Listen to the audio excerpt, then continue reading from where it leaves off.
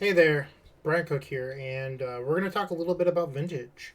So, in front of you is my most recent Paradoxical Outcome list. I top aided the Vintage Showcase Challenge. I don't know what they call them with this. Basically, I qualify for an end of the year event, and I top aided one of the qualifying events. So, this is what I played. One of the things you'll notice is I've gone back down to 13 lands. The 14th land is in the board. And I'll be honest, the Volcanic Island comes in literally every single matchup. So whether it's control, prison, combo, it doesn't matter. The Volcanic comes in. Against combo, you replace the basic island with it because then all of your lands tap for the colors you need, but also you're just like there's no downside of boarding out your island.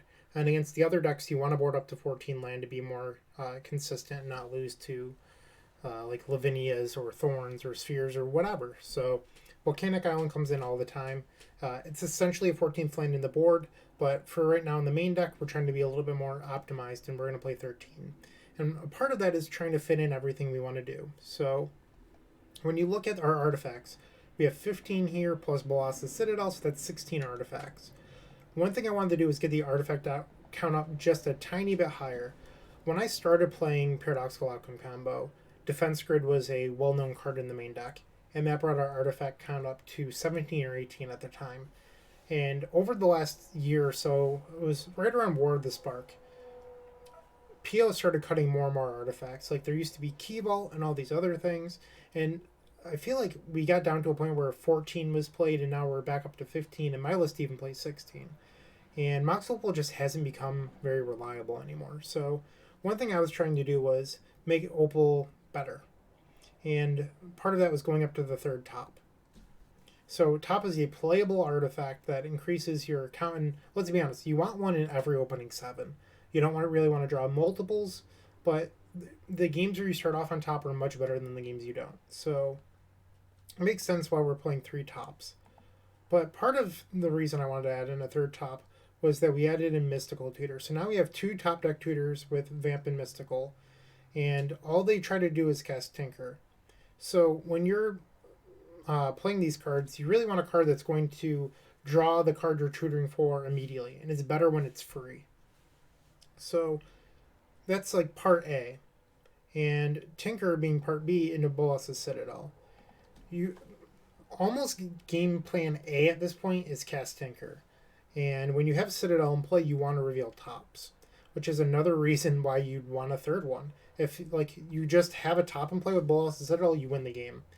And if it synergizes with Mox Opal and your tutor, that's even better. So why aren't we playing 3? I'd like to normalize this because honestly, the third top has been very good. So enough about Cincy's top. The other artifacts are all pretty standard. I know that some other people are trying 2 Mox Opal right now. I think it's better when your deck just functions as it should, and rather than like trying to be a Xerox deck that sometimes combo, let's be a combo deck that can sometimes act as Xerox. In my opinion, that's slightly better.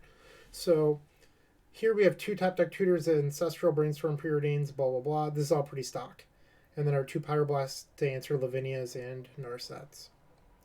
Back up to Lavinia, there was a short period of time where I tried only playing 1. I was trying like a dig through time over it. 2 Lavinia, it's good in so many matchups. It's good against Doomsday, Dredge, P.O. Mirror. I think 2 is necessary now. If you want to play 1, I understand. I just think that it's wrong. Yeah. And you'll notice there's a lack of a Hercules recall here. And that's because I'm playing 4 on the board, but when we're being completely honest with how large vintage events work, the decks in the winners bracket aren't Dredge and they're not shops. They're blue decks. It's blue combo versus blue control. And my goal is to win events. So I'm not looking to beat everything. I'm looking to beat the other decks that are winning. And a part of that is just accepting that if I get paired into shops early on in an event, I'm okay with losing game 1 as long as that I reasonably can win both post-board games. And because of that, I am not running a main deck Hercules Recall. I'd rather not have a card where I draw it against a blue Xerox deck where I go, great, why am I playing this card? Hercules just like isn't a great card to draw in any other matchup. So you really don't want that many zeros in your deck you want a bunch of like 7s and 8s. So part of this is I'm playing 2 copies of Teferi. They're essentially my repeal slot. And Teferi's a 10 out of 10 against control, but it's still serviceable against decks like Chops. Like you're able to bounce their 1 sphere effect and then kill them. I've done it a number of times. So I'm running 2 Teferi, and I'm not running a main deck Hurkyl's Recall. 2 Teferi's been absolutely insane. I've made a believer out of a number of other paradoxical outcome pilots, so I recommend trying it before you dismiss it. 2 copies has just been beautiful. And very few people are missing the main deck Hurkyl's. I know it sounds strange, but once you play without it, you realize that you don't actually need it. So that's my personal recommendation. Please try it out. You'll thank me later, trust me. And then these are all pretty stock. So that's the main deck of my PO list. And the board, bolts, they kill the Vinias and Oofs, Dreadhorde sometimes. Pyroblast pretty stock at this point, same thing with Flusters. We talked about the Volcanic Island, 4 Hurkyls, Sprite Dragons. I've mentioned this in a previous vintage update video. They apply pressure to Planeswalkers out of control decks. They're great against shops because they allow you to, get under them and then not need a giant turn. So there are games where you just play a Sprite Dragon early and you cast a few spells and kill them while they're playing spheres and it just doesn't matter. And then against decks like Hogak, they want to play Deafening Silence, that's fine. Kill them with an 8/8 Dragon. You don't have to answer everything your opponents play. You just have to kill them dead. And I think that's a point where we were trying to play Wear Terror for a while. And I was boarding into Wear Terror against the Hogak Vine deck. I mean, I had a couple sweet plays where like I killed a Hollow One and a Deafening Silence, but like ultimately that game I was going to kill them with a Sprite Dragon that was already in play anyway. And I found that against them, Sprite Dragons and Blightsteel were just a much better plan. Same thing with shops. Like, just being able to tinker more reliably and faster will win you more game ones than a random Hurkyl's Recall. And that's what this list is trying to do. You're just trying to tinker faster and more reliably all the time.